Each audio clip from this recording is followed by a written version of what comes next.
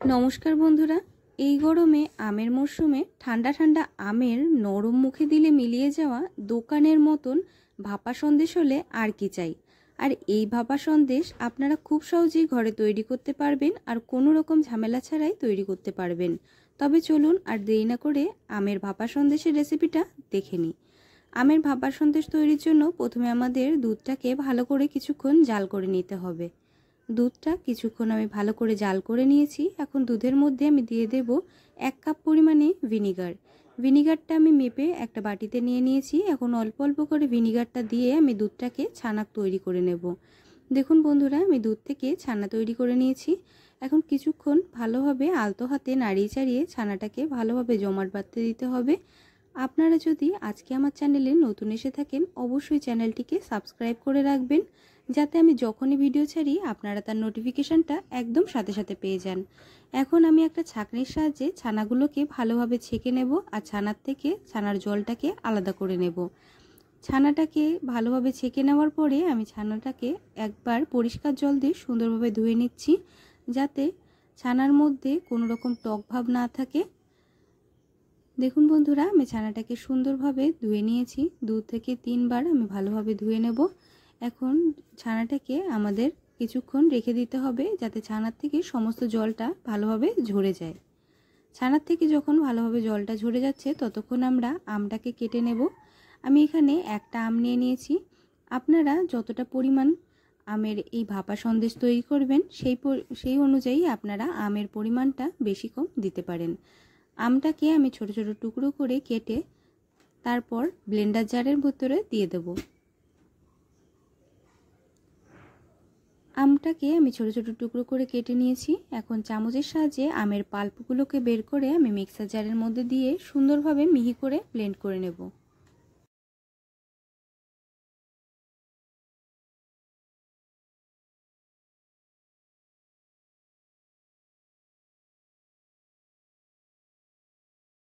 সমস্ত আমগুলো কেটে আমি মিক্সার জারের মধ্যে দিয়ে ভালোভাবে মিহি করে ব্লেন্ড করে নেব। বন্ধুরা, এই ক্ষেত্রে আপনাদের খেয়াল রাখতে হবে আমের মধ্যে আলাদা করে কোনো রকম জল দেওয়া যাবে না। আমগুলোকে ভালোভাবে ব্লেন্ড করে নিচ্ছি। আর এইখানে আরেকটা মিক্সার জার নিয়ে নিয়েছি। ছানাটাকে খুব ভালোভাবে জল ঝরিয়ে নিয়েছি। দেখুন, এখন এই জল ঝরিয়ে নেওয়া ছানাটাকে মিক্সার জারের মধ্যে দিয়ে সুন্দরভাবে একটা স্মুথ পেস্ট আমি তৈরি করে নেব।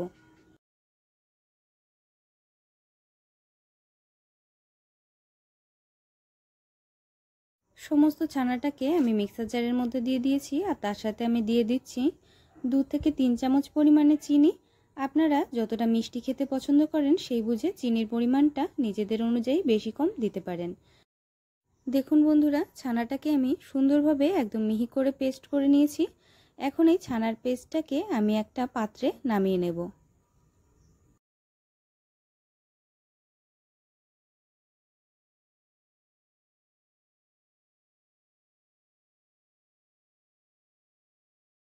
সম্পূর্ণ ছানার পেস্টটাকে আমি একটা পাত্রে নামিয়ে নিয়েছি। এখন আমরা যে আমটাকে ভালোভাবে ব্লেন্ডার জারে দিয়ে মিহি করে বেটে নিয়েছিলাম সেই আমটাকে আমি দিয়ে দিচ্ছি। আমের পাল্পটাকে দিয়ে খুব ভালোভাবে ছানার সাথে আমাদের সুন্দরভাবে নাড়িয়ে চাড়িয়ে মিশিয়ে নিতে হবে।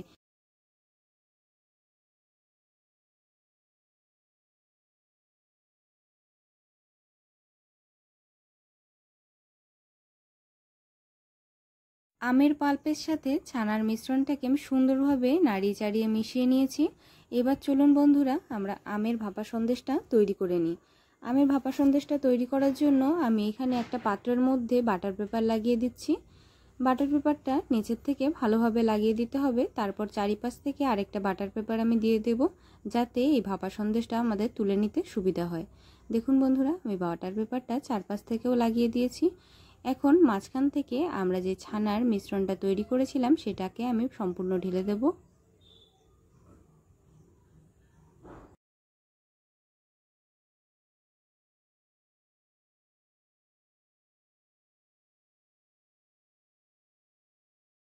সম্পূর্ণ ছানার মিশ্রণটাকে ঢেলে দেওয়ার পরে একবার আমাদের ভালোভাবে ট্যাপ করে নিতে হবে, যেন কোনো রকমভাবেই এয়ার বাবলের মধ্যে না থাকে আর সুন্দরভাবে যেন উপর থেকে একটা শেপ চলে আসে। এখন আমি একটা প্রেসার কুকারের মধ্যে অল্প করে জল দিয়ে তার উপরে একটা রিং বসিয়ে দিয়ে আমাদের এই ভাপা সন্দেশের পাত্রটাকে বসিয়ে ওপরের থেকে প্রেসারের মুখটা আটকে দেব। আটকে লো থেকে মিডিয়াম ফ্লেমে 20 মিনিট মতন আমাদের রেখে দিলেই কিন্তু ভাপা সন্দেশটা তৈরি হয়ে যাবে। দেখুন বন্ধুরা, আমি 20 মিনিট মতন প্রেসার কুকারে রেখে দিয়েছিলাম। ভাপা সন্দেশটা কত সুন্দরভাবে তৈরি হয়ে গেছে। আপনাদের আমি চাকুর সাহায্যে দেখিয়ে দিচ্ছি। চাকুর গায়ে কোনো রকমভাবে কিন্তু সন্দেশটা লেগে আসেনি, মানে সন্দেশটা একদম তৈরি হয়ে গেছে। এখন কিছুক্ষণ আমাদের নামিয়ে ঠান্ডা করে নিয়ে ফ্রিজে রেখে দিলেই কিন্তু আমাদের আমের ভাপা সন্দেশটা রেডি হয়ে যাবে। খুব সহজে একদম ঘরে থাকা সামান্য উপকরণ দিয়ে কোনো রকম ঝামেলা ছাড়া একদম দোকানের মতন ভাপা সন্দেশ কত সহজে আপনার তৈরি করে ফেললাম, আপনারা দেখতেই পাচ্ছেন। আমার এই রেসিপিটা ভালো লাগলে অবশ্যই বাড়িতে বানিয়ে ট্রাই করবেন। আর রেসিপি নিয়ে কোনো রকম প্রশ্ন যদি থাকে অথবা কোথাও বুঝতে অসুবিধা হয়, সেটাও অবশ্যই আমাকে কমেন্ট করে জানাবেন। দেখুন বন্ধুরা, আমি পাত্র থেকে ভাপা সন্দেশটাকে বার করে আপনাদের দেখিয়ে দিচ্ছি কত সুন্দর তৈরি হয়েছে। একদম দোকানের মতন ভাপা সন্দেশ কত সহজে কত সুন্দরভাবে তৈরি হয়ে গেল, আর একদম ঘরে থাকা সামান্য উপকরণ ব্যবহার করে। একদম মুখে দিলেই মিলিয়ে যাওয়া নরম তুলতুলে ঠান্ডা এই ভাপা সন্দেশের রেসিপিটা আপনাদের কেমন লাগলো আমাকে অবশ্যই কমেন্ট করে জানাবেন। রেসিপিটা যদি ভালো লাগে ভিডিওটাকে অবশ্যই একটা লাইক দিয়ে যাবেন, আর চ্যানেলটিকে সাবস্ক্রাইব করতে ভুলবেন না। রেসিপিটা ভালো লাগলে নতুন বন্ধুদের সাথে শেয়ার করে তাদের দেখার সুযোগ করে দেবেন। রেসিপিটা প্রথম থেকে শেষ পর্যন্ত দেখার জন্য আপনাদের অনেক ধন্যবাদ। সবাই খুব ভালো থাকবেন, সুস্থ থাকবেন। দেখা হবে পরের ভিডিওতে নতুন রেসিপি নিয়ে।